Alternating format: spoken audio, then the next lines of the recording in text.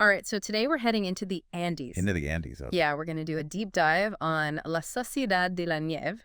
This is Juan Antonio Bayona's film. Yes. And it's an incredible story about survival and loss and just the power of the human spirit It really is. set against this backdrop of a true story. Yeah, and this is not just your typical plane crash survival film. Right. It gets into like the real nitty-gritty, like emotional and ethical complexities of what these survivors actually went through after this crash for the Uruguayan rugby team back in '72. And we're going to get into all of that. We've got survivor accounts, we've Yeah. got behind the scenes looks at the film, critical analysis, all that stuff. And we're going to unpack how Bayona uses all of his craft to bring this to life because it's powerful stuff. Yeah. You know what's interesting to me is how it avoids being this like disaster movie spectacle. Yeah. Right? It really zones in on the human experience. Yes. Like the inner turmoil of these characters as they're like faced with these just unimaginable choices. Right. And they don't shy away from any of it. Like all the harsh realities of what happened. It doesn't feel exploitative though. No. It doesn't feel exploitative at all. It's like you're right there with them,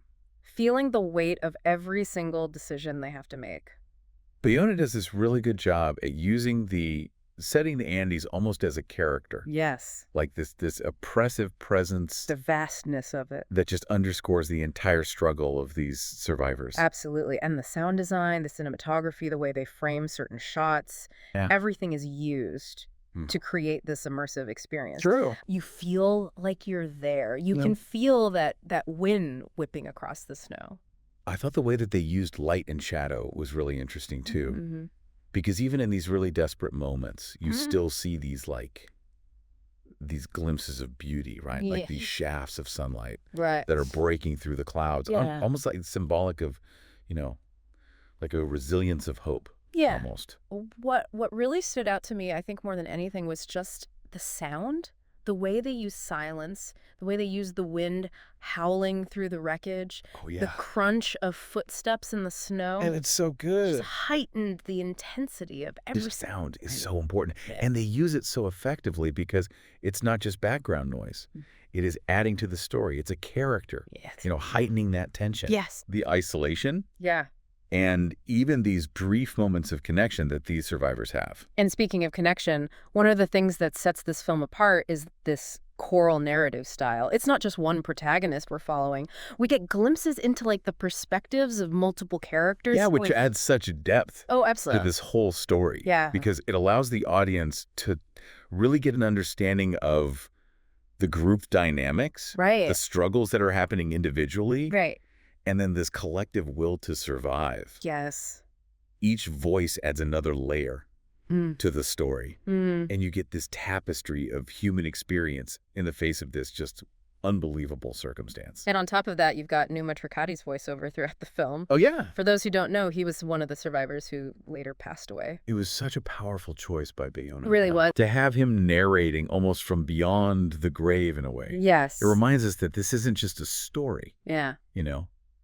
This is a tragedy that deeply impacted real lives. And then there's that crash scene. I mean, I've seen a lot of plane crashes in movies, but Oh, tell me about it. this one was something else. It just felt so real. So visceral. Bayona does not let up. No. The way the camera shakes that disorientation, you hear the metal screeching. He puts you right there in the middle of it all. Yeah, and then you think that's intense, but then it's like, okay, now the real struggle begins. Exactly. The crash is just the beginning. Yeah. Now they're dealing with the freezing temperatures, dwindling supplies, Mm. and this constant fear of the unknown. And that's what Bayona conveys so well, that sense of pressure. It's relentless. Yeah, just this fight against nature itself. And then, of course, there's the whole issue of cannibalism, which is something that in a lot of survival stories can be kind of sensationalized. Right. But in this film, I think it's handled with so much sensitivity. Yeah, very nuanced. What'd you think about how they approached that whole aspect of the story? It could have been so easy to exploit that No, yeah. and make it gratuitous or just kind of like rubbernecking in a car crash. Right. But they didn't do that at all. Mhm. Instead, they focused on the emotional and ethical complexities. And you can see the desperation and But just the agony of realizing this is their only option. it makes you think, like, what would I Yeah, it do really makes you question in things. that situation? Could you? Yeah. I mean, would you? Would you? And it's a testament to the film that it even makes you consider these things, for sure. Was there a particular scene that stood out to you in terms of how they handled that aspect? There's that one where they're all making the decision together, Yeah. and a camera just goes to each of their faces. Oh, yeah. And you just see the fear, the resignation, but also like this weird sense of resolve. Uh-huh. It was just heartbreaking. Really powerful, though. So powerful. Well, that's what this film does so well. It just sticks with you. It's not all heavy, though. I mean, the filmmaking itself is just incredible. That avalanche scene.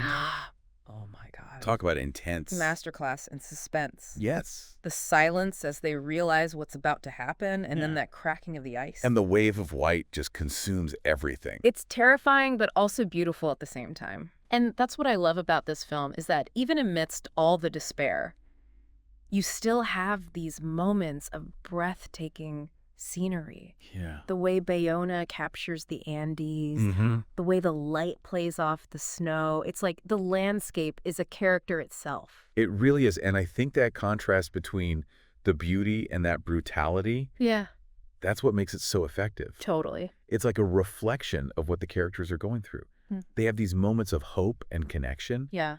but it's surrounded by just unimaginable hardship. Right. And the makeup and character design just adds to that whole thing. Oh, yeah. The way they show the effects of starvation, the cold, the exhaustion, So realistic. it's all so well done. It makes such a difference because it would have been easy to just, Yeah.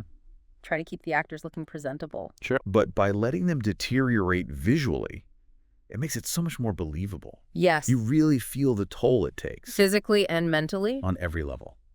Yeah, you can't underestimate that mental toll. And we really see how much they struggle with that side of things. It's not just the physical challenges. It's huge. Yeah. And the film does such a good job at showing how trauma can affect people in different ways. Right. Some are clinging to hope, others are giving into despair. Yeah. And you see it affecting their relationships, how they treat each other. How they act. Yeah, and how their personalities change under that pressure. But even with all that darkness, you still see these sparks of humanity. The way they try to protect each other, It's true. the sacrifices they're willing to make for one another. It's I think remarkable. It really speaks to just the strength of the human spirit. Doesn't it? Like this incredible capacity for empathy and resilience Absolutely. that even when faced with something so horrific, we still find ways to connect and support each other. That's really what this film gets at. It's about survival, Yeah, but it's also about so much more than that. so much more. That power of the human spirit. It's about what we're capable of enduring. And that moment when Mando and Roberto decide to make that trek, to try to find help, Oh my God. to risk everything to save their friends. To keep going when they had every reason to give up. It's powerful stuff. You could feel that primal will to survive, Yeah. to just keep fighting for that sliver of hope. And when they finally make it, and they find that shepherd, The release. it washes over you. You can just feel that weight lifting off of them. And for us watching, too. Such a perfectly executed moment of release. After all that tension, It really paves the way for that ending. which is bittersweet for sure. Definitely. They're rescued, but they carry the weight of what happened. Those scars. Yeah, and that's what elevates La Sociedad de la Nieve. It sticks with you. It makes you think about life and death and the choices we make. The human spirit, though, It's all in there. how strong it really is. It's a film everyone should see at least once. And on that note, we'll wrap up this deep dive. But before you go, we want to leave you with something to consider. How would you respond in the face of that kind of adversity? What choices would you make? And what lengths would you go to survive? It really makes you think. It does. It really does. So until next time,